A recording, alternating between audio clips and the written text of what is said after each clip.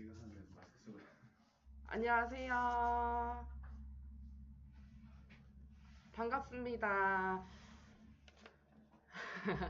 30분이 되어서 시작하도록 하겠습니다. 오늘 사전 신청서로 이제 작성해서 들어오신 분들도 계시고, 유튜브 검색해서 들어오신 분도 있으실 텐데요. 저희 기강 강의에 들어와 주셔서 감사합니다.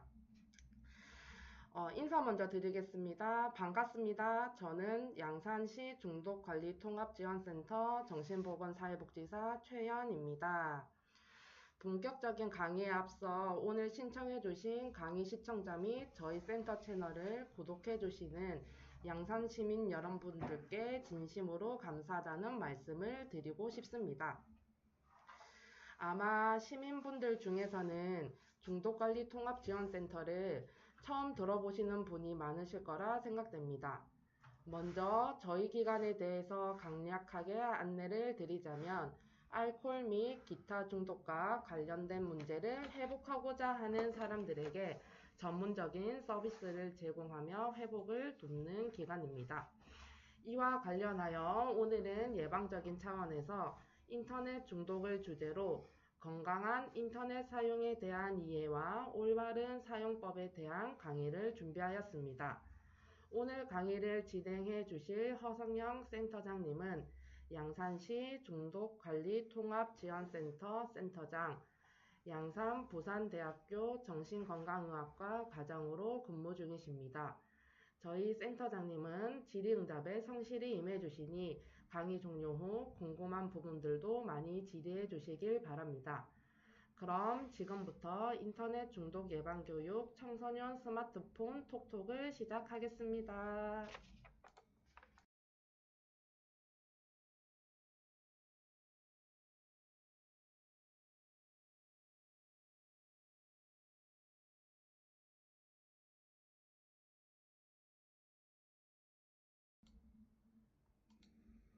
알겠어요. 중간으로 가야 되는군요. 안녕하십니까. 저는 이렇게 양산시 중독관리통합지원센터에서 대장을 맡고 있는 허성영이라고 하고요. 일단 부산대학교 병원에서도 정신과에서 근무를 하고 있고요. 제가 많은 지식은 없지만 그래도 이런 것들을 통해서 조금 스마트폰, 인터넷 이런 게 어떤 문제가 생길 수 있구나, 중독이다 뭐 아니다 이런 걸 제가 감별하는 건 아니고 이런 것들이 있다를 좀 말씀드리려고 오늘 그 발표를 준비했습니다.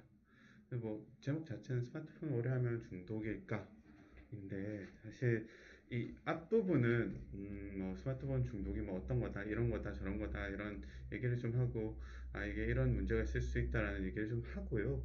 뒤에는 이제 최근에 저희 한국중독정신의학회 그리고 할리먼이라고 연구 단체에서 그 전 세계적으로 이렇게 논문들을 뽑아서 그걸 리뷰를 했거든요. 그래서 좀 가이드라인을 만들자 해가지고 그 작업이 때마침 지지난주인가 나와서 그거를 조금 소개해 드리는 게 좀 더 현실적으로 도움이 되지 않을까 싶어서 그 부분으로 좀 준비를 했습니다.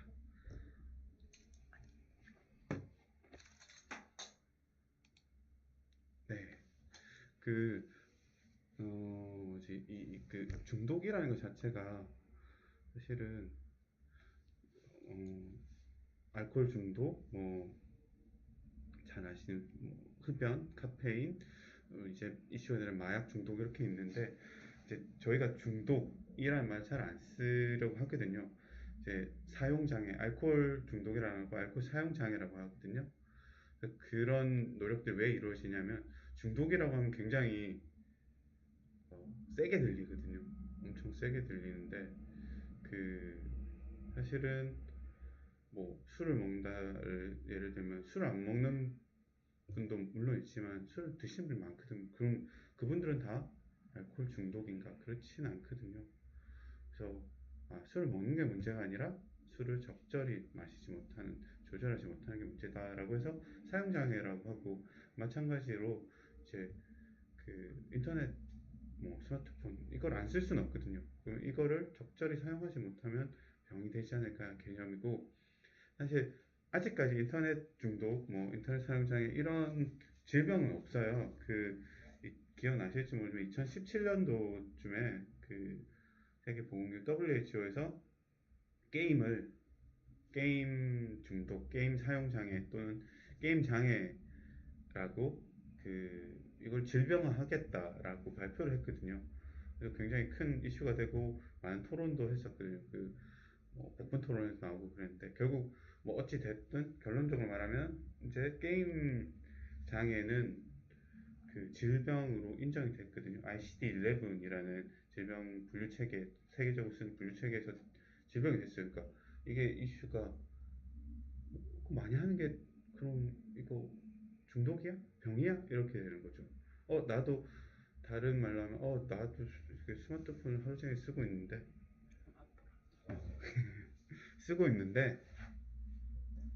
이거 얼마나 쓰면 중독이야? 뭐 이런 얘기들을 많이 하시죠.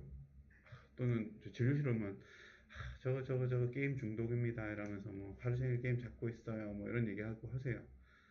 근데 그걸 다 중독이라고 하진 않거든요. 이거 어떤 것들이 있는가를 좀 알아보려고 하는데, 제가 강의 처음엔 항상 이 그림을 많이 쓰는데요. 한꺼번에 나오네요. 보시면은 자기 전까지 스마트폰을 많이 쓰시죠. 그리고 뒤에 건데 잘 안 보이네. 애니메이션이 안 되나 봐요. 어쨌든 뒤로 가더라고. 뒤에 게 이게 식사하는 건데요. 요즘 밥 먹을 때 보면 거의 이게 그냥 뭐라고 하죠? 서로 핸드폰 보면서 밥 먹고 있고, 공연을 갔는데도 이거 이렇게 실제로 보지 않고 촬영을 하고 있죠. 그리고 맨 뒤에 거는 이제 지하철에서 사람들 전부 다 스마트폰 보고 있는, 이건 굉장히 일상적인 그런 일인데요. 이런 걸 한번 해봤고, 어, 그러면 스마트폰, 타블렛, 디지털 미디어 이거를 뭐야 이게 뭐야 이렇게 되잖아요. 뭐 스마트폰 우리가 갖고 다니는 태블릿 PC도 어떻게 보면은 좀 큰 스마트폰 같은 거. 디지털 미디어는 뭐야? 이게 좀 정확하게 이렇게 정의된 그게 없거든요. 그러니까 이게 뭐야? 인터넷 중독이야? 스마트폰 중독이야? 뭔 중독이야? 이렇게 되는 거죠. 그래서 디지털 미디어라는 게 보통은 디지털 코드를 기반으로 동작하는 전자매체, 모든 걸 하는 거죠. 스마트폰, 노트북, 태블릿 PC, 뭐 스마트워치 같은 것들도 무조건 이렇게 얘기를 할 수 있겠죠. 근데 이걸 통해서 지금 이게 없으면 사실은 우리가 살아가기가 되게 힘든 정도로 생활에 밀접한 영향을 미치는 기회가 되었거든요. 그러면은 좀그 이렇게 중독관리 통합지원센터가 이제 알코올을 많이 위주로 하기 때문에, 알코올 예를 든다면 술은 엄청 고대 시대부터 있었거든요.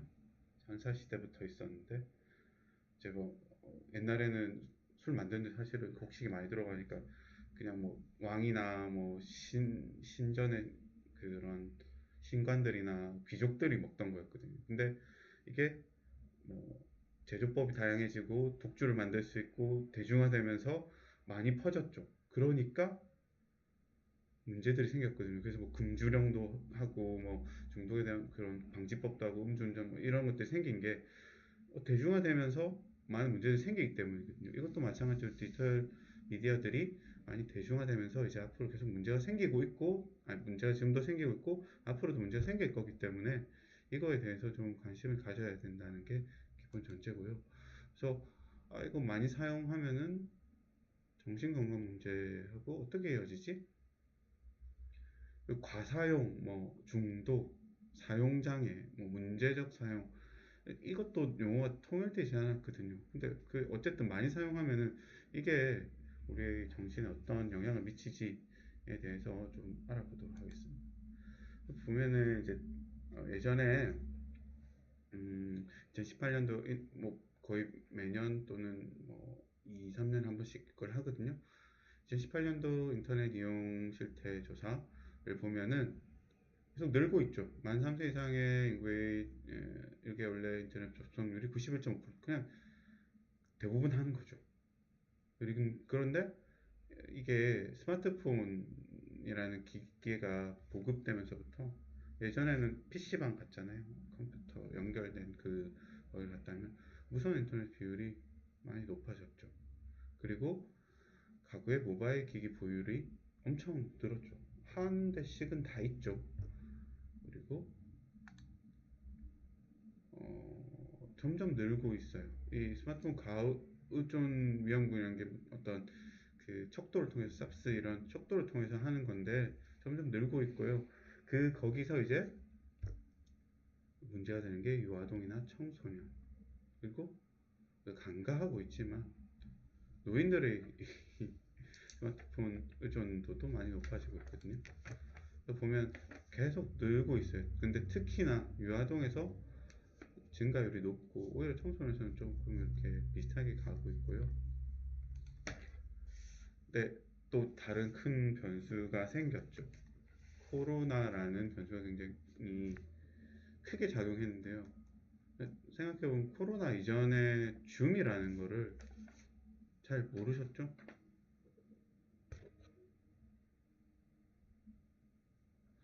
코로나 이전에 줌을 사용해 보신 분이 그렇게 많지는 않을 거예요. 그게 이제 코로나로, 그러니까 흔히 온택트 소사이어티라고 하죠. 직접 대면하지 않고, 학교도 심지어 학교도 출석하지 않고 온라인 수업 하잖아요. 이런 것들이 굉장히 이렇게 코로나가 없었으면 일어나지 않을 일인데, 이게 일어남으로 해서 사실은 온라인에 대한 경험, 접근성, 이런 게 훨씬 늘어난 거죠. 그리고 밖에 잘 못 나갔잖아요. 밖에 잘 못 나가다 보니까 그 사용률이 굉장히 높아졌다는 보고들이 많아요. 보시면 코로나로 인해서 점점 사회적 거리두기, 뭐 이런 것들을 통해서 뭐 미디어의 접근이 수월해졌고 더 많아졌고, 시간이, 그리고 사람들이 이렇게 분리가 되다 보니까 굉장히 고립되고, 그러다 보면 불안도나 우울도가 높아지고요. 하지만 이제 사실 병원도 잘 못 가잖아요. 병원 가면 코로나 걸린다 이러고 그랬고, 그리고 이게 스트레스 받거든요. 뭐 그냥 단적으로 저희 과의 어머님들의 스트레스 지수가 굉장히 높아졌고요. 남편이 회사를 안 가서 너무 스트레스 받아요. 애들이 학교를 안 가니까 내가 쉴 시간이 없어요. 뭐 이런 상황에 부정적인 이런 상황은 늘어났는데, 접근할 수 있는 기계 또는 접근할 수 있는 시간, 이런 건 늘었고, 그러다 보니까 데이터 미디어 이런 것들에 대한 중독의 위험성이 증가되었죠. 실제로도 그래요. 실제로도 온라인 게임 사용량 자체가 좀 늘었고요. 스마트폰도 사용량이 많이 늘었거든요. 모든 연령에서 늘었고, 전체적으로 스마트폰을 많이 사용하는 그런 형태가 됐고요. 천천히 넘어가나 보네요. 네, 맞아요. 천천히 말씀을 드릴게요. 그, 그리고 전체적으로 스마트폰 사용량의 시간이 증가됐고, 그리고 사용하는 것도 보시면 SNS도 많이 사용하고, 게임도 많이 사용하고, 쇼핑도, 쿠팡이 굉장히 어떤 뭐 코로나 이후로 쿠세권이라나, 하여튼 쿠팡이 배달되는 데가 뭐 집값도 올라갈 정도로 이게 굉장히 대중화되었거든요. 그래서 이런 전반적인 생활 전반적인 거에 스마트폰의 이용률이 늘었고요.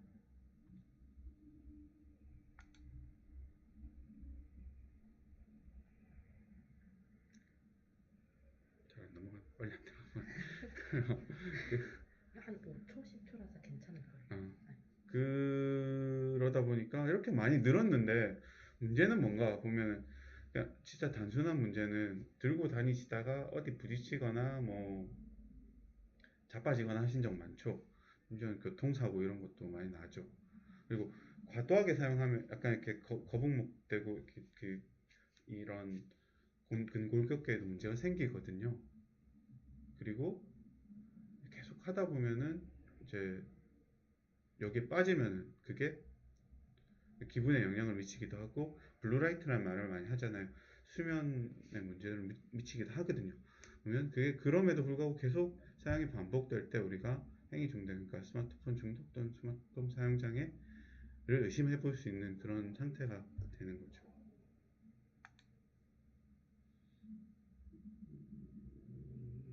근데 불행하게도 스마트폰, 제가 저도 말했지만 스마트폰 중독이라는 건 없거든요. 그건 없어요. 그러니까 여러 가지 말이 있어요. 스마트폰 중독, 스마트폰 중독 경향, 스마트폰 과다 사용, 문제적인 스마트폰 사용, 이렇게 막 합의된 명칭이 하나도 없어요. 넘어가고 이렇게 싱크가 잘 안 맞나요? 근데 저- 이게 약간 딜레이가 있어요. 아, 5초에서 10초. 목소리도 아마 같이 그럴 거예요. 네. 네. 그래서 합의된 명칭이 없거든요. 그래서 이게 그럼 어떻게 우리가 평가를 해야 돼? 라고 생각이 들겠죠. 알려진 평가 도구 같은 경우는 뭐 삽스나 사스나 이런 것들을 사용하긴 하거든요. 그래서 이 공통적인 부분 일상생활의 장애. 그러니까 내가 뭐 직업적이거나 학업적이거나 뭐 가정에서나 이런 문제가 생기는 게 첫 번째고요. 근데 그럼에도 불구하고 계속 할 때 이게 핵심 포인트거든요. 여러 가지 다른 것도 있지만 그게 어떻게 보면 안 하면 너무 힘들다 금단 내성 계속 더 하게 된다 이런 것들이 핵심 증상이고요. 그래서 뭐 여러 가지 어떤 그 연구들을 통해서 뭐 이거를 만들려고 했는데 아직까지 통일된 진단 기준에 통일된 명칭은 없어요. 좀 DSM이라는 기준에서는 이러고 뭐 저기서는 이러고 있는데 통일된 명칭이 없는 것 같아요. 아직까지는. 근데 공통적인 견해를 조금 살펴보자면 결국은 내가 조절하는데 실패하는 거고요. 이게 계속 일어나는 거고요. 그러면서 문제가 생기는데도 반복적으로 사용하는 게 문제죠. 그게 이 중독의 어떻게 보면 전체적인 중독의 그 핵심이기도 하고요. 근데 스마트폰 중독에 뭐 금단 증상이나 내성이나 뭐 이런 게 있냐 이걸 보는데 여기서 더 중요한 거는 조절력의 상실이라든지 일상 기능의 저하를 야기하는데 계속하는 거 그게 스마트폰 중독의 핵심이라고 보시면 될 것 같습니다. 그러면 왜 생기지? 이건 왜 생길까? 라는 의문이 생기잖아요. 보통 중독이 발생하는 그 기본적인 기준하고 비슷한 것 같아요. 처음에는 이거 좋아서 하거든요. 좋아서 하는데 하다 보면은 이것 때문에 문제가 생기거든요. 엄마가 막 내가 SNS로 막 이렇게 예쁜 거 막 찍고 막 이러는데 엄마 그만해라 막 이러면 짜증이 나죠. 짜증이 나면 그 짜증을 어떻게 풀어야 되니까 또 올리죠. 막샵 어쩌고 저쩌고 이렇게 올리는데 그게 그 악순환을 하다 보면은 이게 문제가 생김에도 불구하고 내가 계속하고 그 문제를 해결하기 위해서 계속하고 그러다 보면은 이거 자체가 생활이 되고 조절할 수 없게 되거든요. 그러면은 그때부터는 사실은 머리의 변화도 동반되고 그러면 그게 중독 또는 사용 장애라고 할 수 있는 거죠. 비슷해요. 그 스마트폰 가지고 뭐 이런 연구들 하는데 사실은 뭐 계속 습관적으로 쓴다 뭐 가끔 이렇게 문자 안 왔는데 온 것처럼 이렇게 느껴지기도 하잖아요. 그 뭐 팬텀 바이브레이션이라고 하는 뭐 그렇게 얘기도 하고 그리고 막 또 SNS 같은 거 내가 이렇게 나 이렇게 잘 지내 비록 내가 점심은 삼각김밥을 때우나 스타벅스 커피를 이렇게 막 하면 그걸 찍기도 하고 그리고 아 이렇게 SNS든 뭐 어떤 소셜 미디어를 통해서 내가 내가 이어져 있다 다른 사람들과 연결돼 있다라는 게 너무 강하고 그러다 보면 이거 내가 잠깐 빠지면 너무 불안해지는 것들이 있거든요. 그런 것들도 있고요. 또 충동성 이런 것들이 많이 그 스마트폰 중독에 영향을 미친다라고 알려져 있습니다. 근데 뭐 임상적 특성은 이래요. 그냥 자주 사용해요. 그리고 오래 사용해요. 근데 사실은 그 횟수가 좀 더 많거든요. 그러니까 짧더라도 이거 말고 다른 연구 보면은 이 스마트폰을 터치하는 횟수로 이렇게 그 문제가 있는 군과 정상군하고 비교해 봤을 때 터치하는 횟수가 훨씬 더 많아요. 문제가 있는 군에서는 뭘 안 하더라도 그냥 확인하고 뭐 그냥 미스라고 하죠. 그런 것들도 많고 터치하는 횟수 자체도 많다라고 되어 있거든요.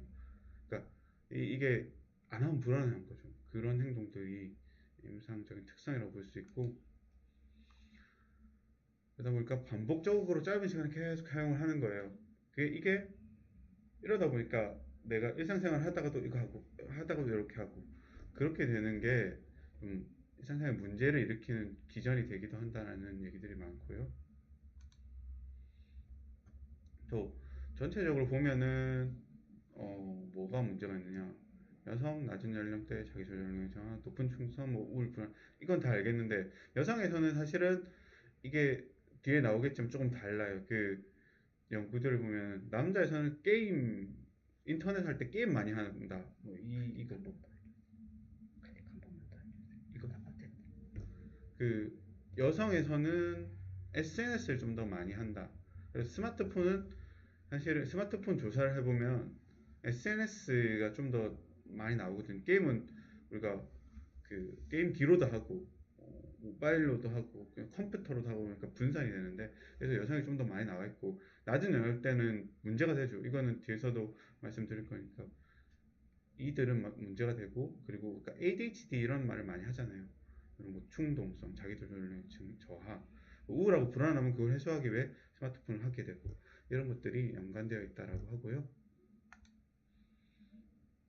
그래서 아까 말씀드린 것처럼 뭐 때문에 인터넷 사용해 하면은 이게 많죠. SNS, 커뮤니케이션, 그리고 여가 활동 뭐 이런 것들이 있는데,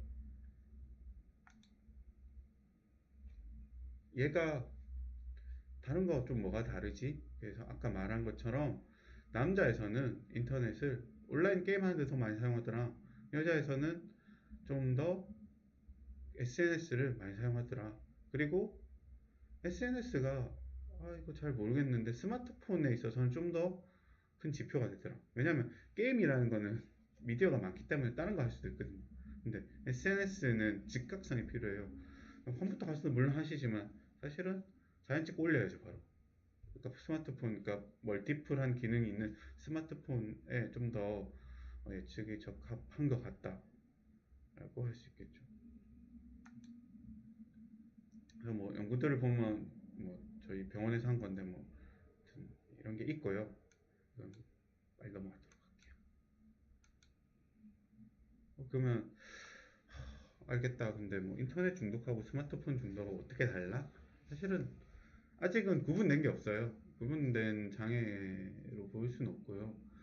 그냥 뭐 그 스마트폰이라는 게 스마트폰 이전에도 인터넷은 있었거든요. 근데 그때 인터넷은 사실 거기 가야 되고 기계가 있어야 되고 이랬는데 스마트폰이 생김으로 해서 패러다임이 바뀌었거든요. 즉시성, 갖고 다니고 휴대성, 그리고 즉각적인 반응을 확인할 수 있고, 그러니까 다른 말로 하면 우리가 리워드라는 표현을 하거든요. 보상이 즉각적으로 주어지는 거에 굉장히 좋은 조건이거든요. 스마트폰이라는 게. 바로 아니면 바로 넘겨, 재미없으면 넘겨 좋아요가 바로 올라와, 좋아, 이게 되니까 그게 중독에 있어서는 굉장히 안 좋은 상태거든요. 즉각적인 반응, 즉각적인 보상이라는 거죠. 그래서 중독을 볼 수 있는가? 잘은 모르겠는데 생길 가능성이 높은 조건을 가지고 있다라고 할 수 있겠죠. 그래서 보통은 이제 이렇게 병적으로 인터넷 사용하는 뭐냐 보면 그러니까 말씀드린 것처럼 처음에 호기심으로 시작해와 빨리 굉장히 좋잖아요. 다양한 정보를 빨리 값싸게 수집하고 활용할 수 있거든요. 근데 하다 보면은 여기에 가상 세계의 좀 그 지향성이라고 표현하는데요. 사실은 현실은 재미없고 힘들거든요. 근데 가상세계는 훨씬 더 재밌고 빠른 보상을 주죠. 그럼 마음에 안 들면 바꾸면 돼요. 그러다 보니까 이런 우울이나 짜증이나 불안, 지루함 이런 걸 해소하기 위해서 회복의 수단을 쓰는 거죠. 그러다 보면은 계속 반복하고 그러다 보면 머리에 변화가 생기고 그러다 보면 자동적으로 인터넷 사용하고 그런 거죠. 예를 들어서 아빠가 잔소리한다 그럼 이렇게 꺼내서 이렇게 보죠. 회피의 수단이 되는 거죠. 처음엔 그랬는데 하다 보면은 없어도 그냥 자동적으로 보게 되는 거죠. 그런 분들이 많죠. 저도 그걸 줄이려고 하는데 되게 어려운 것 같아요.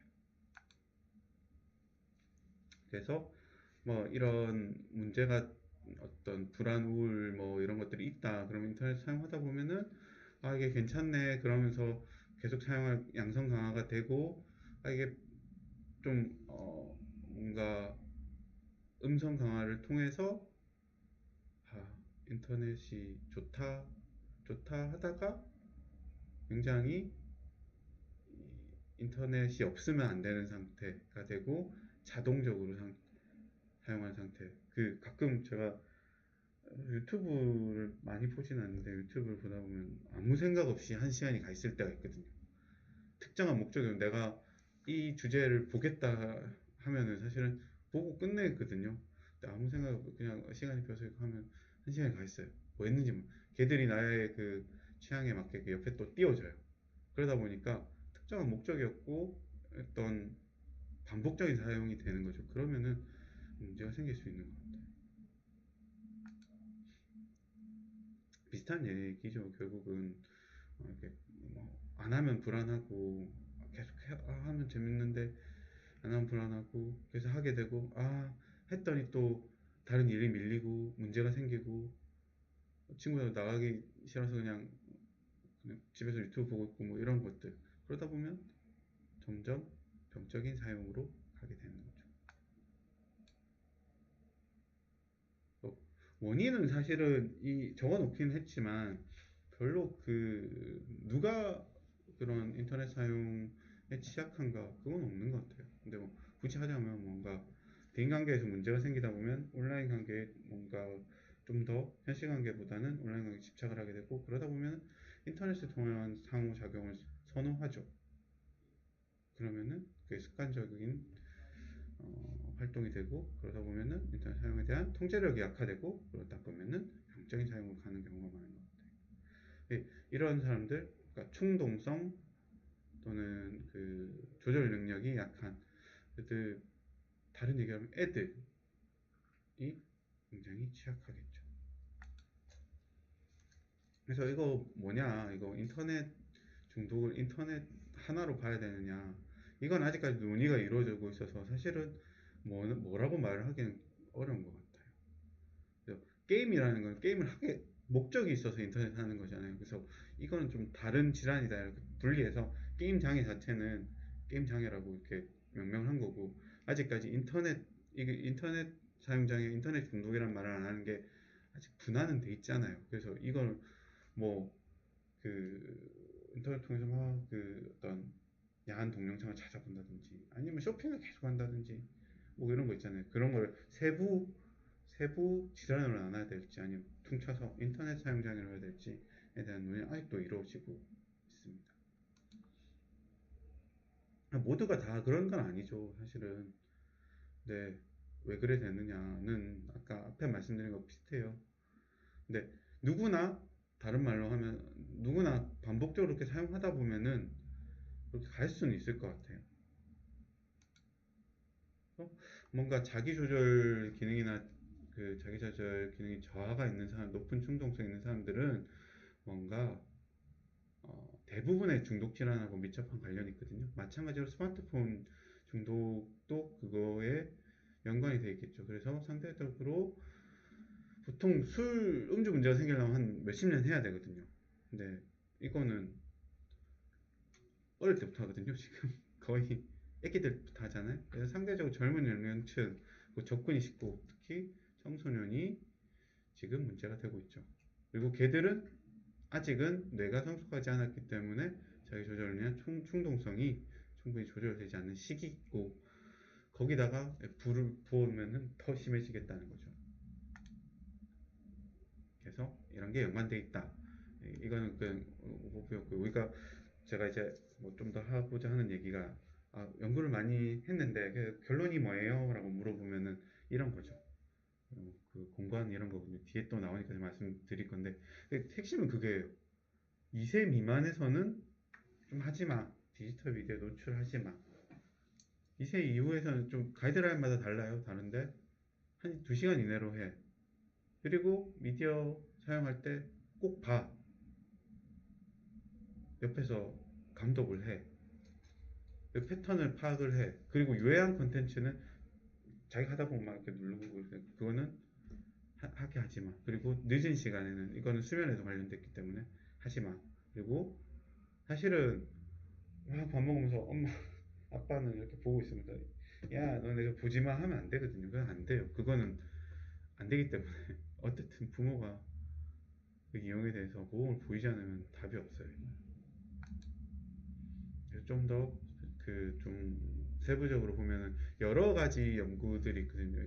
여러 동네에서 많이 했겠죠. 문제가 많이 생기니까.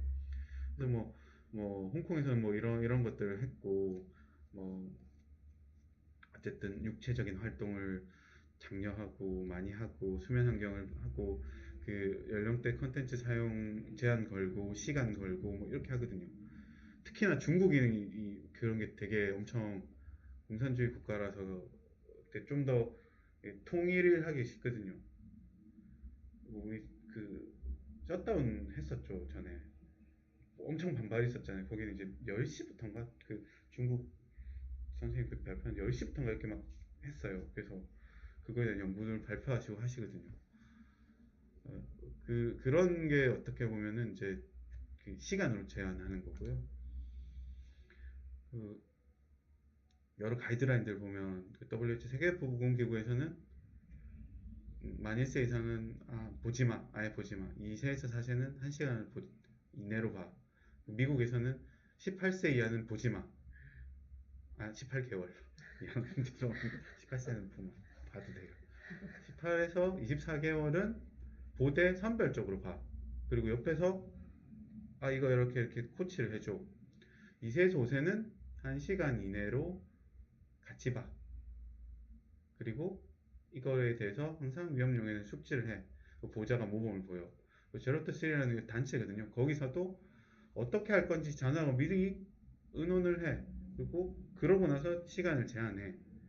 그리고 이게 어떤 학습으로 이용될 수 있도록 좀 설계를 해줘. 이런 얘기를 하거든요. 그러면은 정신적인 측면만 제가 막 계속 강조한 것 같아서 이게 발달에서도 문제가 되거든요. 사실은 그 TV 틀어놓고 먹으면 진짜 생각 없이 잘 들어가거든요. 그래서 TV 시청이 체중하고 연관이 있다는 연구가 많아요. 그래서 3세 이전에는 이거 하루 1시간 사용 제한해.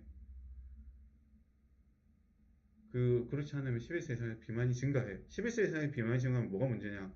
얘는 그 세포가 늘어나기 때문에 그 비만 세포는 없어지지 않거든요. 줄어들지 없어지지 않거든요. 얘가 커서도 그럴 가능성이 높아진다는 거죠. 그래서 꼭 부모가 스크린 제한을 해라. 그리고 수면은 TV 시청이 그 수면 시간 단축과 연관이 있다는 증거가 많아요. 그러니까 블루라이트라고 하거든요. 이 파장이 우리 그 일주일 리듬을 관장하는 멜라토닌이라는 거에 영향을 많이 미치거든요. 그래서 수면의 질도 떨어뜨리고 수면 시간도 떨어뜨려요. 근데 애들은 특히나 그것이 더 심하더라. 그리고 아까 말한 것처럼 비만에 연관이 됐기 때문에 신체 질환도 많이 생긴다. 보고 있으면 안 움직이잖아요. 그래서 그것도 문제가 되는 것 같다. 그 언어 발달에 있어서도 보면은 2에서 24개월 영화 중에서 영상 매체에 노출이 많이 되는 애들 보니까 언어 발달 지연 문제가 좀 높아지더라. 이게 근데 이거 제가 이렇게 말씀드리면 다 그렇다 해갖고 막 때려잡는 그런 건 아니고요. 그렇다 그런 연구가 많다 이런 거고요. 미디어 노출 14개월 후에 평가했을 때 부정적 영향을 보인다. 그리고 주인 지역에도 영향을 미친다. 정서 문제에도 영향을 미친다. 그러니까 어떤 말이냐면요. 그러니까 너무 어린 시기에 미디어에 노출이 되면은 미디어는 사실은 이 시기에는 애들이 상호작용을 해야 되는 시기거든요. 미디어는 대부분 일방적이에요. 그래서 이게 애들의 발달에 있어서 굉장히 안 좋은 영향을 많이 미친다라고 하거든요. 근데 마법의 뽀로로를 틀어놓으면 내가 이렇게 설거지를 하거나 그럴 시간을 벌 수 있잖아요. 근데 그게 때 뒤에도 나오겠지만 2세 이전에는 좀 자제하는 게 나은 것 같아요. 또 여러 연구가 있어요. 뭐 스크린 타임 어떻게 해야 돼, 뭐 이런 연구들이 있는데 일단은 뭐 연구의 세부적인 내용은 별로 관심이 없으실 거고 결론을 좀 한다면 아까 말한 거 비슷하거든요. WHO에서는 뭐 1시간 내로 4살까지는 1시간 내. 그 캐나다에서는 2세 이전에는 하면 안 돼. 그리고 2에서 5세 전은 1시간 이하. 5세 이하에서는 매일 보면 안 돼. 뭐 미국에서는 18개월. 그리고 뭐 그 저기 어디고 캐나다의 그 소아과에서는 마찬가지로 2세 안 돼. 자기 전에 하지 마. 2세에서 5세는 하지 마. 뭐 이런 것들이 있거든요. 대부분 비슷한 얘기죠. 2세 전에는 좀 안 하는 게 나을 것 같아요. 공통적인 견해는. 그리고 우리가 이게 좀 그래서 우리나라 공무원을 좀 해봤거든요. 이게 요약된 건데 뒤에 또 좀 자세히 말씀드릴 건데 2세 이상은 2세 이하는 사용을 제한해. 그리고 식사 시간, 잠자기 2시간 전, 샤워 시간에도 그러죠. 좀 틀어놓고 시키기. 하지 마. 그리고 우리가 차에서 애들이 찡찡대면 주잖아요. 하지 마. 그게 왜 안 좋으냐면요. 차를 타고 가는 이게 모션이 있는데도 이걸 하면은 더 내 영향이 안 좋다는 연구들이 많거든요. 그래서 하지 말라고 하고 2에서 5세에서는 하루 1시간 이하, 5에서 8세에서는 하루 2시간 이하. 그리고 뭐 함께 봐라. 보더라도 함께 봐. 그리고 좀 이렇게 선별해서 폭력적이거나 성적인 내용 뭐 이런 걸 좀 하고. 그리고 스마트 기기가 있으면은 애들이 잘 풀어요. 엄청 잘 풀더라고요. 방 안에 두지 마. 그리고 엄마 아빠가 일단은 안 하는 걸 보여줘야 돼. 안 하면서 안 해야 되거든요.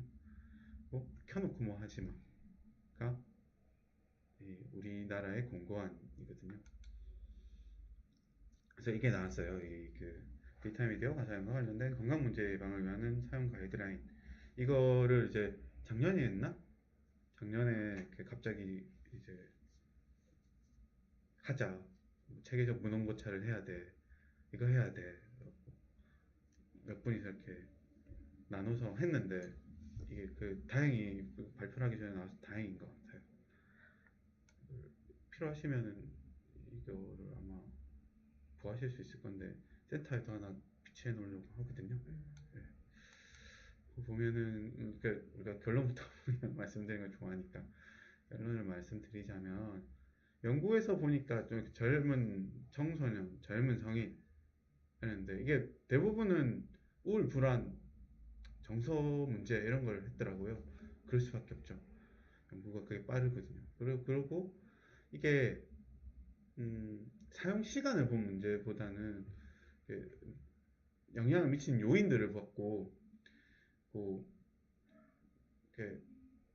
어떤 절대적인 사용 시간보다는 문제적으로 이렇게 과도하게 사용한다는 게 시간의 말이 아니라 문제가 생김에도 조절하지 못해서 사용하는 게 우울의 증가에 영향을 미치고 다른 사람의 어떤 대인관계에도 영향을 미치고 부정적 감정을 증가시키더라. 그리고 이거 서로 상호적이다.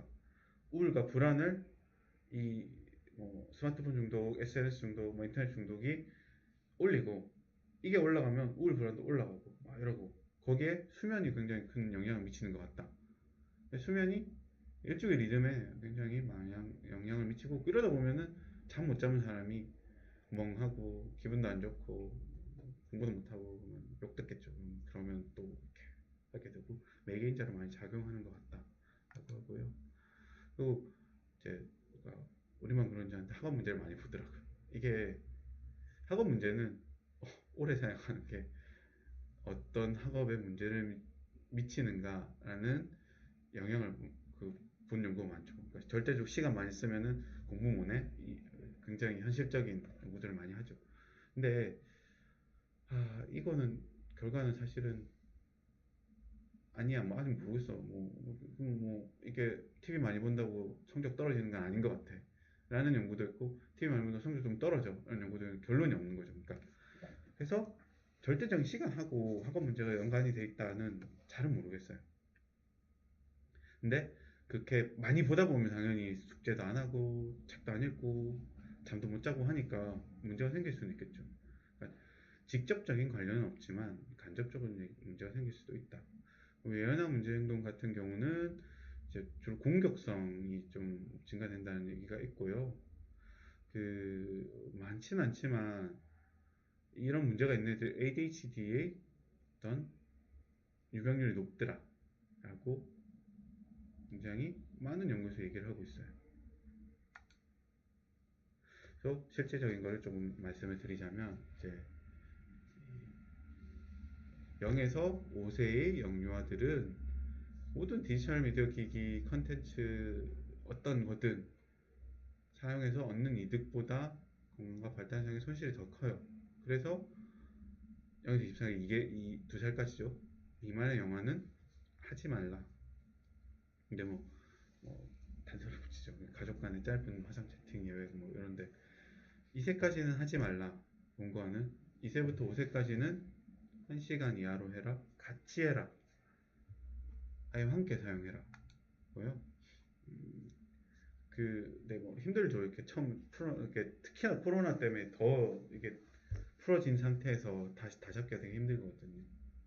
그래서 얘가 어떻게 사용하는지 좀 봐야 되거든요. 미리 살펴보고 얘가 근데 모든 미디어가 내가 그냥 안 좋다, 부정적 영향을 미친다 이거는 아니거든요. 그때 WHO 그 회의에 참석한 적이 있었는데요. 거기서도 아니 이거 뭐 무조건 막을 거 아니다. 이거 어쩔 수 없다. 그러면은 이걸 가지고 우리가 교육 프로그램을 만들 수도 있고 그런 노력들을 하고 있어요. 그래서 적절한 컨텐츠를 사용하는 거는 필요할 것 같아요. 근데 그건 뭐지? 적절한 콘텐츠가 뭐지? 너무 빨리 진행되고 이렇게 산만한 애들은 안 하는 게 나아요. 그리고 너무 과격하거나 폭력적이거나 선정적인 거는 피하는 게 낫고 특히나 문제가 되는 게 식사 시간, 취침 시간. 이때는 사실은 밥 먹고 뭘 자려고 하는 데는 우리가 이 전두엽의 어떤 제어하는 기능들이 좀 약해져 있거든요. 그러다 보면은 이때가 굉장히 문제가 될 수 있는 거죠. 이때는 근데 조용한 밥 시간이 위해서 우리가 틀어놓는 경우가 많죠. 그래서 이건 좀 노력이 필요한 것 같아요. 그리고 이렇게 전자에 노출이 되거든요. 그래서 이렇게 직접 애들 특히나 청각이 아직 완전히 성숙되지 않은 애들에게 이렇게 직접 이렇게 대고하는 거는 좀 피하고요. 그리고 백그라운드 노출이라고 하죠. 같이 있는데 얘는 딴 거 하는데 틀어놓고 뭐 안 봤는데요 하는데 이게 백그라운드 노출이거든요. 이것도 그냥 좋지는 않아요. 그리고 사실 어렵지만 부모의 행동에 따라서 애들이 많이 달라져요. 그렇기 때문에 이렇게 모범을 보여야죠. 밥 먹을 때 아빠도 안 해, 엄마도 안 해, 이렇게 가야죠. 그래서 규칙을 만들면 좀 좋겠어요. 이렇게 하자. 하루에 몇 번 또는 일주일에 몇 번, 몇 시간, 언제부터 언제까지 이렇게 네가 뭐 이렇게 했을 때 쿠폰제라고 하죠. 그렇게 하기도 하고요.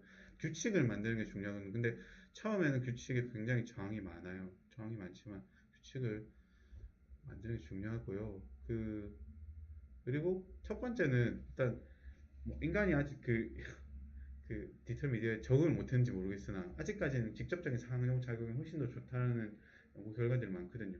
신체적이고 직접적인 거. 그래서 이걸 해야 돼요. 이게 없으면은 취미활동, 신체활동이 없으면은 계속 여기 인터넷이라는 가상세계에 좀 더 편하잖아요. 그게 더 편하고 여기 계속 적응을 하게 되거든요. 그러면 애들에서 문제는 이러다 보면 이게 그 기본 세팅이 돼버려요. 그러면은 나가서 하는 게 별로 재미없고 뭐 실제적인 그런 활동이 재미없거든요. 근데 사실 뭐 제가 느끼는 건 저희 애들 봐도 재밌죠. 재밌는데 아빠랑 나가서 뭐 뛰거나 뭐 싱싱이 타거나 콩콩이 타는 게 더 재밌다고도 얘기를 하거든요. 물론 지치고 힘들지만 그렇게 좀 권유해야지 되고요. 그리고 학교 공부를 위한 포함한 업무들 다 하고 해. 이게 중요한 큰 애들, 중학생, 뭐 초등학교 고학년 이런 애들. 그리고 수면이나 식사, 생리적 균형이 애들이기 때문에 발달에 굉장히 중요하고 어른도 마찬가지죠. 그 뭐 이렇게 인터넷 틀어놓고 먹으면은 코로 들어가는지 입으로 들어가는지 잘 모를 정도로 그냥 무분별하게 먹게 되거든요. 그래서 그건 좀 안 좋은 것 같고요. 그리고 이 우울이나 불안 이런 것들을 통제하기, 부정적 감정을 통제하기 위해서 이게 사용할 수도 있어요. 사실 사용할 수도 있는데 저도 게임을 하거든요. 게임을 하면 스트레스 풀리고 하는데 병행을 해야 돼요. 이렇게 뭐든 하나에 집중이 되면은 좀 문제가 생기는 것 같거든요. 그리고 이게 계속 사용 시간이 늘어나면 내가 우울, 불안 이런 게 더 늘어나거든요. 그걸 스스로 봐야 되는데 보는 게 되게 힘들죠. 뭐 뭔가 그 팁이라면 뭔가 껐을 때 내가 초조해진다, 불안해진다, 뭔가 이렇게 어쩔 줄 모른다. 이럴 때는 나 좀 이상하구나를 좀 찾아보셔야 될 거예요. 생각해 보셔야 될 거고. 그리고 자기 전엔 좀 하지 마시라는 거죠. 침대에서는 그러니까 잘 때 머리맡에 두고 자지 말라고 하거든요. 보통은 그 전자파도 나오고 그게 있으면 계속 손이 가기 때문에 저도 그게 좀 밤에 쿨 오는데 그거 있으면 잘 안 돼서 그렇게 하긴 하는데 한 번씩 이렇게 이렇게 놔두고 잘 때가 있거든요. 그때 훨씬 더 잘 자는 것 같긴 해요.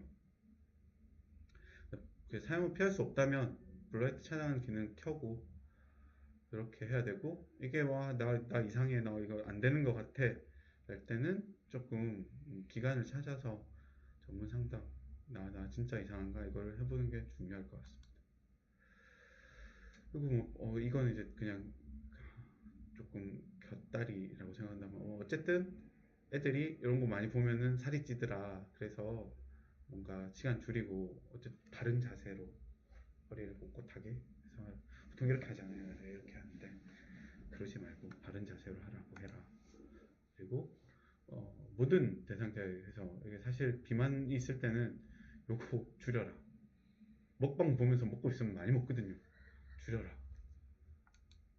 그리고 근골격계 이거는 한번 읽어보시면 뭐 이렇게 묵직한 자세 이렇게 하고 이렇게 좀 떨어지고 이거는 읽어보시면은 될 것 같고요. 스트레칭을 하면 좋죠. 이렇게 특히나 손목을 많이 쓰거든요. 손목 같은 걸 좀 하고 머리를 이렇게 그 허리 신전을 이렇게 좀 시키고 굴곡도 시키고 이렇게 하라고 되어 있거든요. 많이 호발하는 부위는 요렇고 이거는 저기까지 한 게 아니라 저 이제 그 정형외과나 재활의학과에서 자문을 주셨거든요.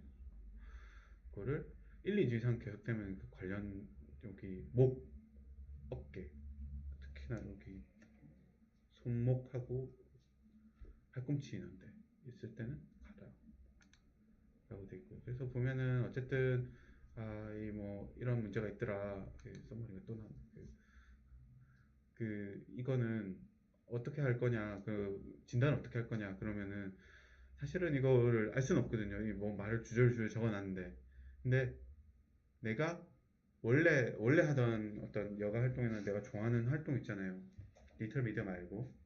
근데 그 시간이 줄어들고, 요 시간이 현저하게 늘어난다.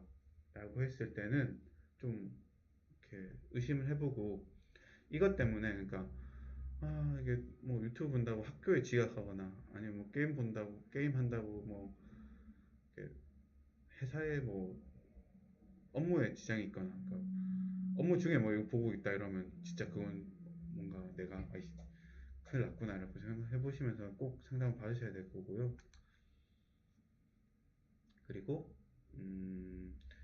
애들이 또 관심이 많으실 거니까 이렇게 저렇게 해놓고도 이거 이거 하면 좀 사람들이 싫어할 건데 라는 생각을 많이 고민하긴 했는데 2에서 5세는 1시간 초과해서 학령기는 2시간 초과했을 때는 뭔가 위험한 것 같아 라는 결과가 많아요. 그리고 청소년들이 매일 1시간 반 이상 게임 하면은 중독의 위험성이 높아지더라. 그리고 매일 8시간 이렇게 인터넷 할 때는 인터넷 중독 위험성이 높아지더라. 이건 그러니까 연구 결과거든요. 그래서 하지만 아셔야 될 거는 이거 무조건 시간이 많다고 중독은 아니에요. 그건 아니거든요. 내가 문제 생겨도 이렇게 계속 하는 게 중독이지 절대적으로 뭐 10시간 한다 이거는 중독의 그 절대적 요건은 아닌데 근데 많이 사용하면은 좀 그 위험도 높아진다 이 정도의 개념을 생각하시면 될 것 같고요. 그래서 어떻게 할래? 그러면은 주로 야간 밥 먹을 때 하지 마. 그리고 그 이때 얼마나 하는지를 파악해. 그리고 뭐 주로 보지?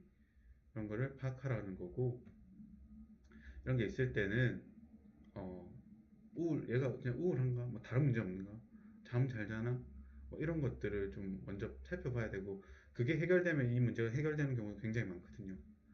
살펴봐야 되고 규칙을 만드는 게 중요하다고 말씀드려요. 사용 시간, 상호합의하에 사용 시간을 이렇게 규칙을 만들고 그거 만들 때는 이렇게 다 해가지고 뭐 이렇게 하고 이때는 이렇게 하고 이런 합의를 이루는 게 중요하거든요. 엄마가 봤는데 그 강의를 들었는데 1시간 이하로 하랬어. 그래서 할 거야. 이러면 보통은 반발이 크거든요. 그래서 충분히 이런 논의를 하시고 정하는 게 좋고요. 취침 전에는 좀 안 하는 게 낫고 블라이트를 차단하고 만 2세까지는 되도록이면은 노출을 피하고 뭐 어쩔 수 없을 경우에는 같이 봐라. 같이 보면서 이렇게 누구야 뽀로로가 저렇게 했지 저렇게 하면 어떨 것 같아 뭐 이런 상호작용을 하는 게 꼭 필요하다는 거고요. 그래서 결국은 뭐 잠들기 1시간 전 11시는 스마트폰 쓰지 마세요. 서쿠리 안에 집어넣으세요. 라고 서쿠리 챌린지를 하고 계시더라고요. 공부를 하고 스스로 오늘 이야기를 마치도록 하겠습니다. 빨리 진행한다고 제가 그래서 질의응답이요? 네. 이거? 네네. 그 사전에 뭐 질의응답 네. 좀 있던데요. 아까 말씀드린 것처럼 뭐 1번이 그 아이들 하루 얼마나 사용하게 해야 하나요? 뭐 아까 말씀드린 거죠. 뭐 2세까지는 하지 마세요. 2세부터 5세는 1시간 이하로 하세요. 그런 것들이고요. 초등학교 3학년인데 사용 시간을 어떻게 해야 하나요? 요 앞에 그걸 보면 뭐 어디였더라? 초등학교 학년기는 2시간 이렇게 생각하시면 되고요. 무조건 제가 지금 말씀을 드리려 그런 게 시간을 말하면 이거를 법칙으로 생각하시면 안 돼요. 이거는 사용 권고안이고요. 그거는 보통 그래서 이렇게 2시간 초과 사용이 위험할 수 있다. 그렇다는데 너 몇 시간 하고 싶어? 이렇게 얘기를 해야죠. 어린이도 스마트폰 중독이 될 수 있나요? 그렇죠. 더 위험하죠. 왜냐하면 뇌가 아직 완전히 성숙하지 않았기 때문에 좀 더 취약성이 많다. 그래서 스마트폰 중독이 될 수 있고 스마트폰 중독에서 벗어나는 법은 아까 말씀드린 것처럼 밸런스를 찾으려고 내가 야외 활동도 늘리고 좀 더 상호작용을 하려고 하고 대신에 너무 이게 좀 문제가 있다 싶으면 전문가를 찾으셔야 돼요. 왜냐하면 그 밑에 저변에 있는 우울, 불안 이런 문제를 정확하게 알기가 힘들거든요. 그럴 때는 전문가를 찾으셔야 될 것 같아요. 그러니까 올바른 스마트폰 사용법에 대해서 알고 싶어요. 아까 제가 말씀드린 게 이렇게 전부고요. 6번이 이제 인터넷 중독인 경우 어떻게 해결 가족들은 그러니까 상호작용이 결국은 필요하거든요. 상호작용이 필요하고 이걸 조절하려면 서로 합해서 애들은 계속 그걸 어기려고 하죠. 엄마 내가 오늘 이거 했는데 이거 하면 안 돼? 뭐 이런 식으로 얘기를 하는데 그 규칙들을 좀 만들고 애들 규칙을 만들면 생각보다 잘 따라요. 저도 전에는 막 이렇게 뭐 나 밥 먹고 하면 애들이 깽판 치고 하면은 이렇게 틀어줬는데 그러지 않아. 나 아빠도 안 볼 거야, 엄마도 안 볼 거야. 밥 먹을 때는 없어. 밥 먹을 때는 밥만 먹는 거야. 밥 먹을 때는 엄마랑 아빠랑 동생이랑 이렇게 얘기를 나누는 거야. 이렇게 그 안에 물론 힘든 과정이 있었지만 이렇게 하니까 또 그렇게 되더라고요. 규칙을 정하는 게 좀 중요할 것 같고요. 심심할 때 유튜브를 많이 봅니다. 어떻게 하면 심심할 때 딴 거를 해야지. 이제 유튜브라는 게 저도 그런데 보면은 그냥 진짜 아무 생각 없이 계속 넘어가거든요. 그때 유튜브를 보신다, 심심해서 유튜브를 본다. 만약에 그럴 경우에는 유튜브를 보는데 뭘 본다, 목적을 가지고 보세요. 나 이걸 볼 거야. 라고. 그러니까 뭐 내가 좋아하는 뭐 낚시 프로그램을 볼 거야, 아니면 뭐 요리 프로그램을 볼 거야. 그렇게 하셔야지 좀 더 줄일 수 있을 것 같고, 그리고 몇 분까지 볼 거야. 그걸 좀 하셔야 될 것 같고, 알람 맞춰놓고 하시면 좀 도움이 되더라고요. 뭐 스마트폰 인터넷 기준 아까 말씀드린 게 없거든요. 없긴 한데 그 스크리닝 툴도 있고 한데 어쨌든 문제가 생기면도 계속하고 계속 계속 지속하고, 그것 때문에 뭐 직업적, 사회적, 학업적 이런 문제가 생길 때를 우리가 중독이라고 보통 보고 사용장애라고 보고, 그 기간이 많은 중독장애 기간이 보통 1년을 잡거든요. 청소년 6개월 이렇게 잡는데 그 정도가 될 것 같고요. 아이에게 스마트폰 사용 시간 제한을 두고 있지만 잘 따라주지 않습니다. 강한 제스처를 줘야지.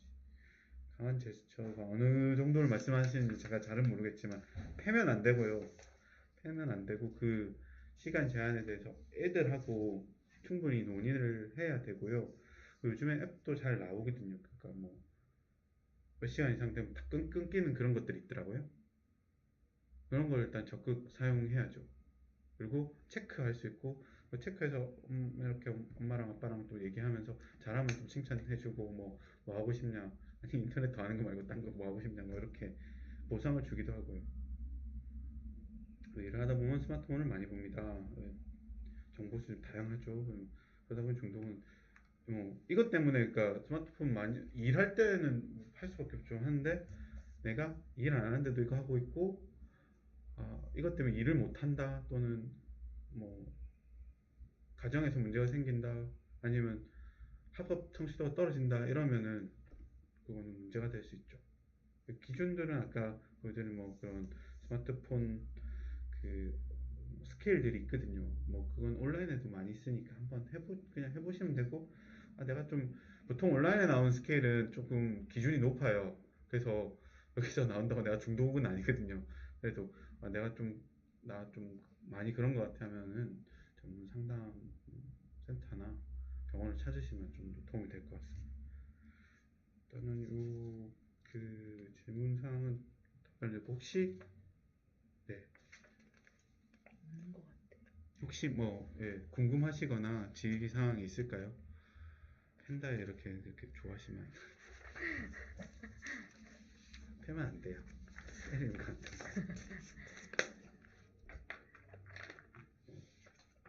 질의 사항을 올려주시면은 하고, 아니면 나중에 뭐 네. 수줍으신 분들은 나중에 따로 저희 센터로 질의를 해주시면 제가 서면으로 또 답변할 수 있는 걸 답변 드리도록 하겠습니다. 네, 감사합니다, 교수님.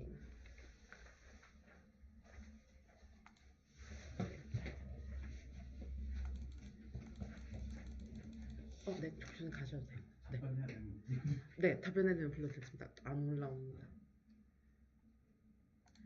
네, 여러분 강의 잘 들으셨나요?